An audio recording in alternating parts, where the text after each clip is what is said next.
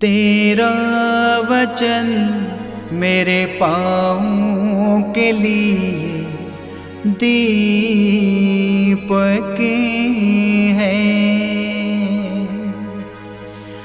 और मेरे मार्ग का उजियाला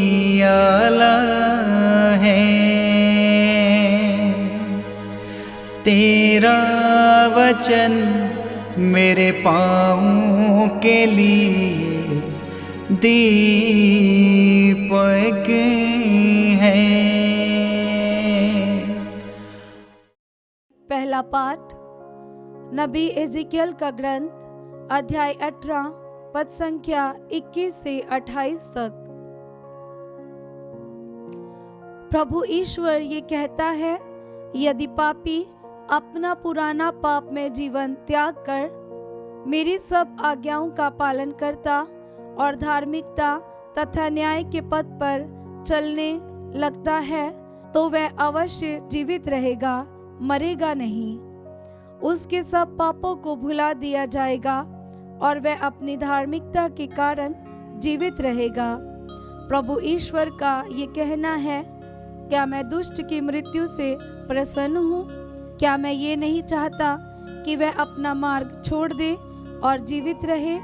किंतु यदि भला मनुष्य अपनी धार्मिकता त्याग कर दुष्ट की तरह घृणित पाप करने लगता है, तो क्या वह जीवित रहेगा? उसकी समस्त धार्मिकता को भुला दिया जाएगा और वह अपने अधर्म तथा पाप के कारण मर जाएगा। तुम लोग कहते हो कि प्रभु अन्याय करता है। हे इस्राएलियों, मेरी बात सुनो, मैं अन्याय नहीं करता, तुम लोग अवश्य अन्याय करते हो। यदि कोई भला मनुष्य अपनी धार्मिकता त्याग कर अधर्म करने लगता और मर जाता है, तो वह अपने पाप के कारण मरता है। और यदि कोई पापी अपना पाप में जीवन त्याग कर धार्मिकता और न्याय के पथ पर चलने लगता है, तो वह अपने जीवन को सुरक्षित रखेगा। यदि उसने अपने पुराने पापों को छोड़ देने का निश्चय किया है, तो वह अवश्य जीवित रहेगा, मरेगा नहीं। ये प्रभु की वाणी है। ईश्वर को धन्यवाद। भजन अनुवाक्य। हे प्रभु, यदि तू हमारे अपराधों को याद रखेगा तो कौन टिक सकेगा? हे प्रभु, यदि तू हमारे पापों को याद रखेगा तो कौन टिक सकेगा? हे प्रभु, मैं गहरे गर्त में से तेरी दुहाई देता हूँ। हे प्रभु, तो मेरी पुकार सुन और मेरी विनती पर ध्यान देने की कृपा कर। अनुवाक्य। हे प्रभु, यदि तू हमारे अपराधों को याद रखेगा तो कौन टिक सकेगा? हे प्रभु, यदि तू हमारे अपराधों को याद रखेगा तो कौन टिक सकेगा? तुझसे पापों की क्षमा मिलती ही है, इसलिए लोग तुझ पर श्रद्धा रखते हैं। अनुवाक्य। हे प्रभु, यदि तू हमारे अपराधों को याद रखेगा तो कौन टिक सकेगा? प्रभु ही मेरा आसरा है, मेरी आत्मा उसकी प्रतिज्ञा पर भरोसा रखती है। भोर की प्रतीक्षा करने वाले पहरेदारों से भी अधिक मेरी आत्मा प्रभु की राह देखती है। भोर की प्रतीक्षा करने वाले पहरेदारों से भी अधिक इस्राएल प्रभु की राह देखता रहे। अनुवाक्य। हे प्रभु, यदि तू हमारे अपराधों को याद रखेगा तो कौन टिक सकेगा? क्योंकि दयासागर प्रभु उदारता पूर्वक मुक्ति प्रदान करता है, वह इस्राएल को सब अपराधों से मुक्त करेगा। अनुवाक्य। हे प्रभु, यदि तू हमारे अपराधों को याद रखेगा तो कौन टिक सकेगा? जय घोष।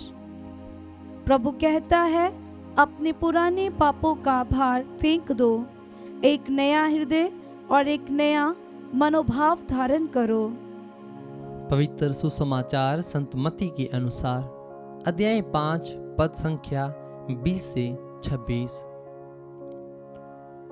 यीशु ने अपने शिष्यों से कहा, यदि तुम्हारी धार्मिकता शास्त्रियों और फरीसियों की धार्मिकता से गहरी नहीं हुई तो तुम स्वर्ग राज्य में प्रवेश नहीं करोगे। तुम लोगों ने सुना है कि पूर्वजों से कहा गया है, हत्या मत करो। यदि कोई हत्या करे तो वह कचहरी में दंडे के योग्य ठहराया जाएगा। परंतु मैं तुमसे कह देता हूँ, जो अपने भाई पर क्रोध करता है वह कचहरी में दंडे के योग्य ठहराया जाएगा। यदि कोई अपने भाई से कहे, रे मूर्ख, तो वह महासभा में दंडे के योग्य ठहराया जाएगा। और यदि वह कहे, रे नास्तिक, तो वह नरक की आग के योग्य ठहराया जाएगा। यदि तुम वेदी पर अपनी भेंट चढ़ा रहे हो और तुम्हें वहां याद आए कि मेरे भाई को मुझसे कोई शिकायत है, तो अपनी भेंट वहीं वेदी के सामने छोड़कर पहले अपने भाई से मेल करने जाओ और तब आकर अपनी भेंट चढ़ाओ। कचहरी जाते समय रास्ते में ही अपने मुद्दई से समझौता कर लो, कहीं ऐसा ना हो कि वह तुम्हें न्यायकर्ता के हवाले कर दें, न्यायकर्ता तुम्हें प्यादे के हवाले कर दें और प्यादा तुम्हें बंदी गृह में डाल दें। मैं तुमसे कह देता हूँ, जब तक कौड़ी कौड़ी ना चुका दोगे तब तक वहाँ से नहीं निकल पाओगे। यह प्रभु का पवित्र सुसमाचार है। ख्रीस्त की जय।